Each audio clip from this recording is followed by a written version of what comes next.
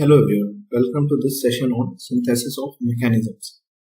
In the previous session, we talked about the relative pole method to synthesize a 4-bar mechanism. In this session, we are going to discuss the inversion technique to synthesize a mechanism.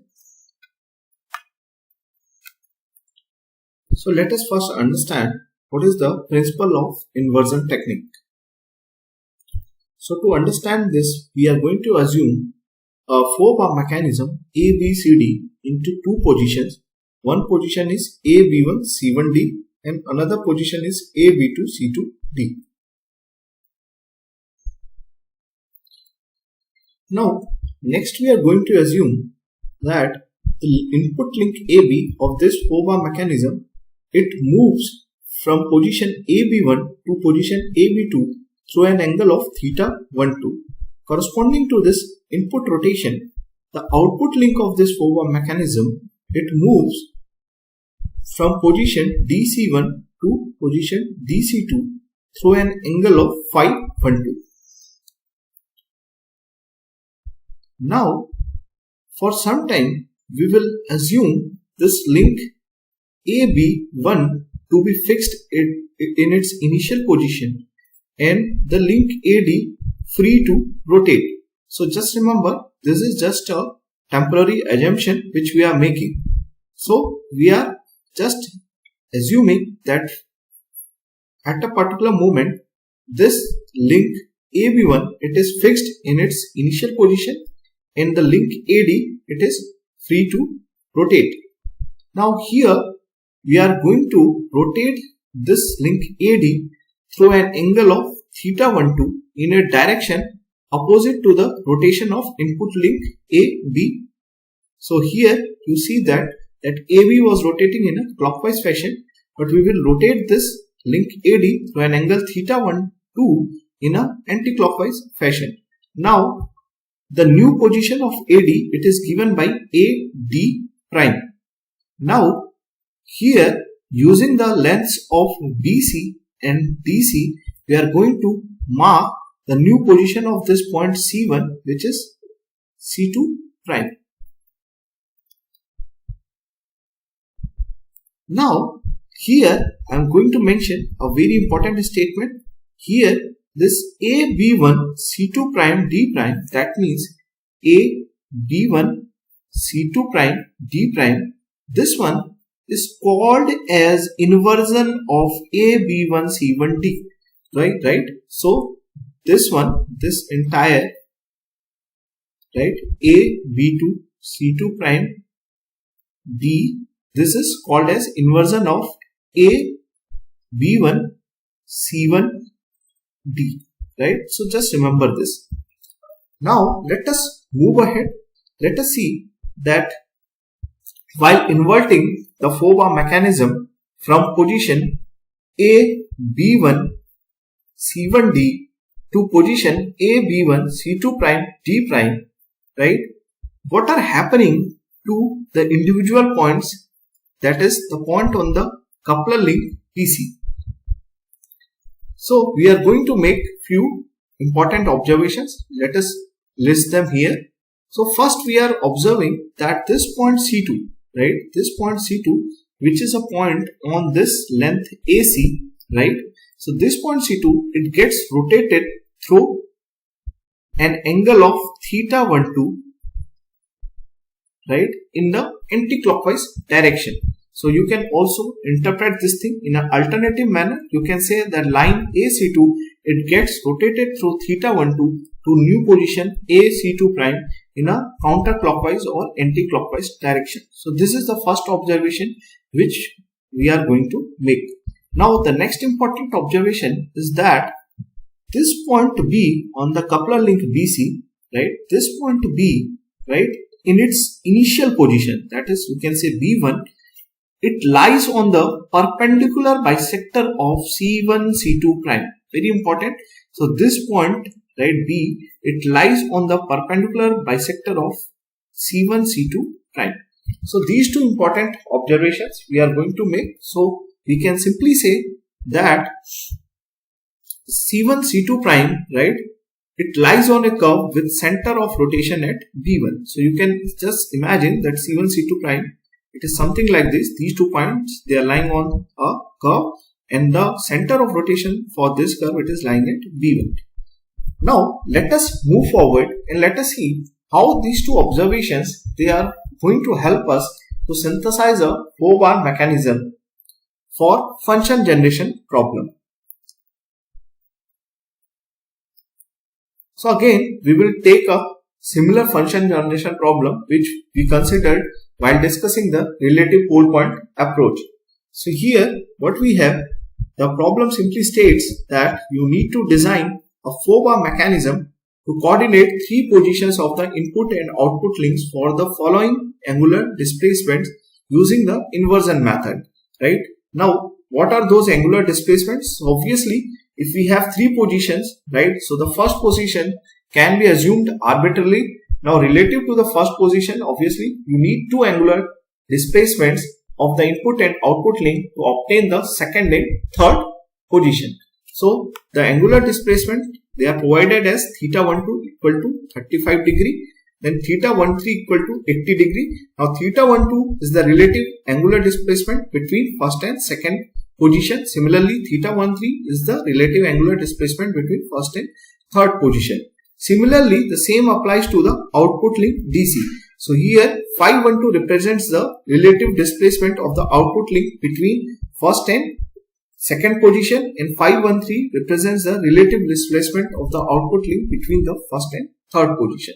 So phi12 is given as 50 degree, phi13 is given as 80 degree. Now you know that this is a typical function generation problem where the rotation of output link, that is phi, it is a function of the rotation of input link, right?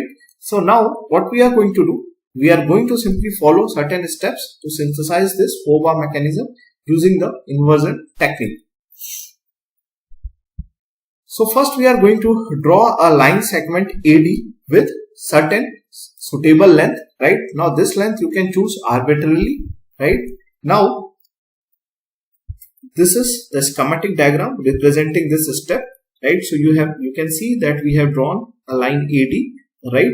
Now this line, it can be of any arbitrary length, right? And this line we are going to treat as the fixed link.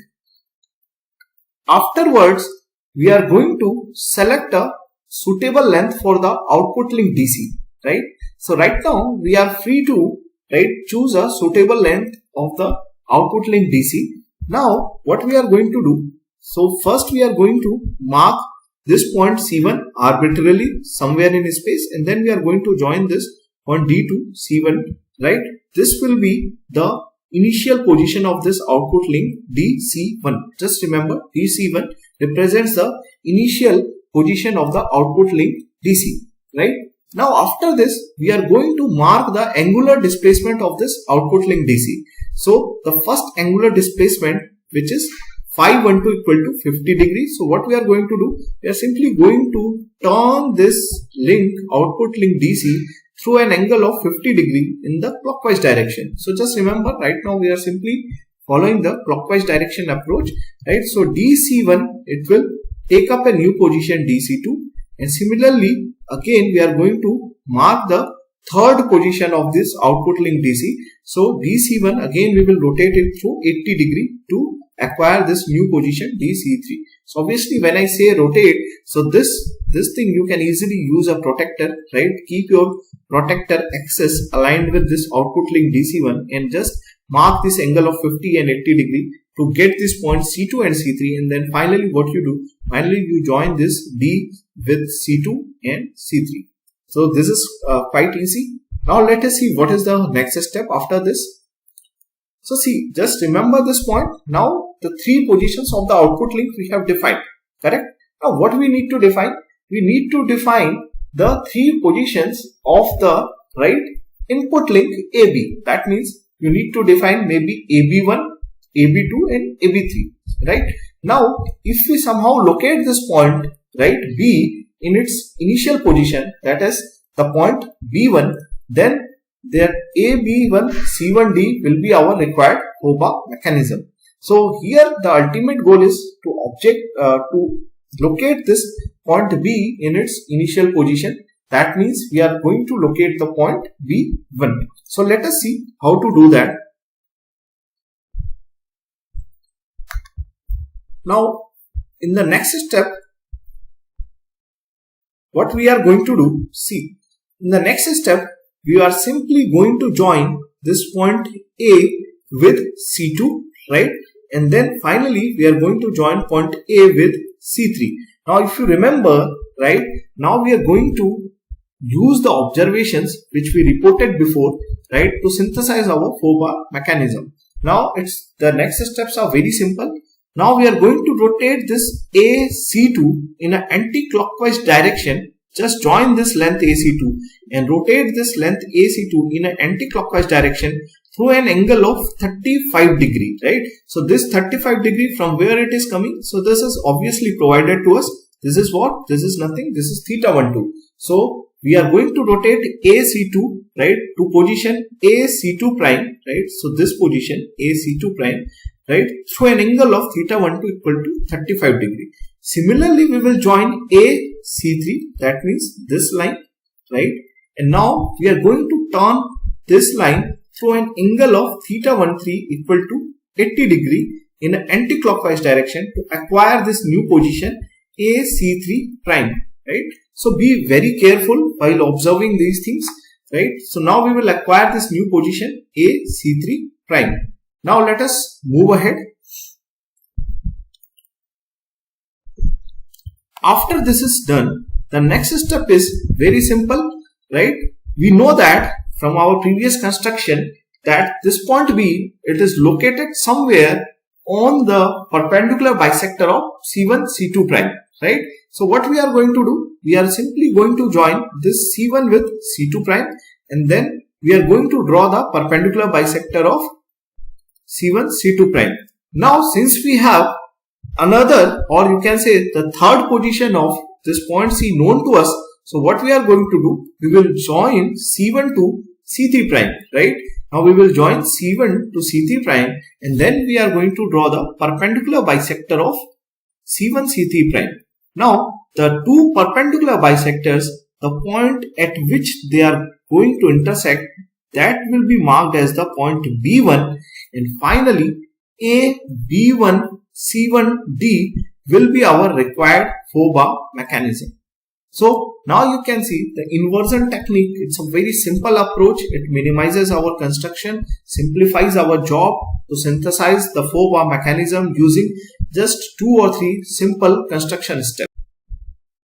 Now let us take another problem which is based on the synthesis of a slider crank mechanism for generating a particular function. So let us see this problem. Now here we have been asked to synthesize a slider crank mechanism to coordinate 3 positions of the crank and the slider for the following displacements. And again we are going to use inversion method to synthesize this 4-bar mechanism. So let us see what are the input displacements and what are the corresponding output displacements, right? So for example, for an input rotation of the input link, that is theta 12 equal to 30 degree, the displacement of the slider is equal to 40 mm. Similarly, for a 60 degree rotation of the input link, the displacement of the slider is 96 mm.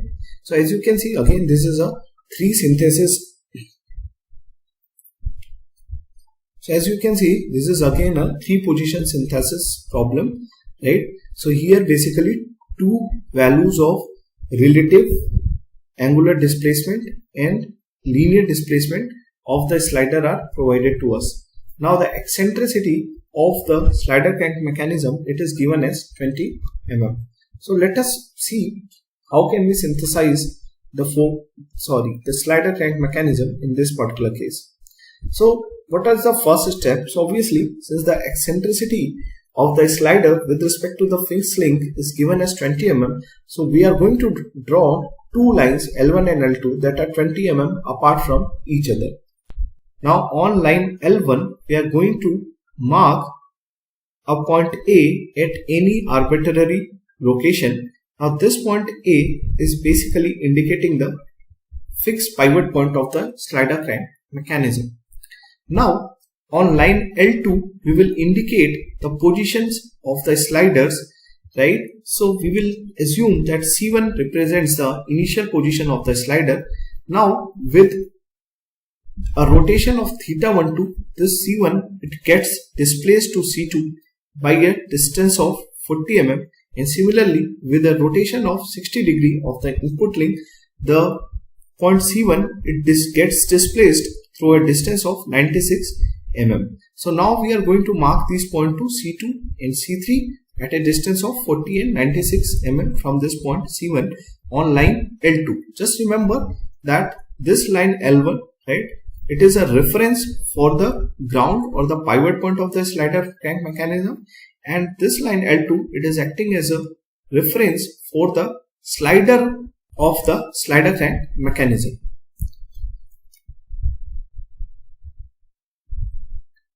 Now in the next step, right, we are going to follow a similar approach what we did for a 4-bar mechanism. In the next step we are simply going to join the point A with point C2, and again we will join this point A with point C3. So as you can see, point A will be joined with point C2 and point A will again be joined with point C3. Now what we are going to do, we are simply going to construct an angle. You can see here, construct an angle C3 prime A C3 of 60 degree, and again another angle C2 prime A C2 of 30 degree. In other words, you can say that we are simply rotating this AC2 length, that means this particular line, through an angle of 30 degree in the anti-clockwise direction to acquire this new position AC2 prime, and again we are simply rotating this line AC3 through an angle of 60 degree in the anti-clockwise fashion to acquire this new position AC3 prime. Now once we have done that, now we know that we have to simply draw the perpendicular bisectors of C1 C2 prime and C1 C3 prime to locate the point B of the slider crank mechanism. So let us see this. So now you can see here, we simply join this point C1 with C2 prime, right, and now we are going to draw the perpendicular bisector of this line C1 C2 prime. So this is basically the perpendicular bisector of C1 C2 prime. Now similarly we will join C1 with C3 prime, and we are going to draw the perpendicular bisector of this line C1 C3 prime. So basically this is your C1 C3 prime, this line, and this is basically this dotted one is representing the perpendicular bisector of C1 C3 prime. Now these two lines, right, these two perpendicular bisectors, right, they are basically intersecting at this particular point B. Now you see this, join this point A with point B, and again join this point B with this particular point C. Now you can easily guess that ABC is our required, ABC1 is our required slider crank mechanism.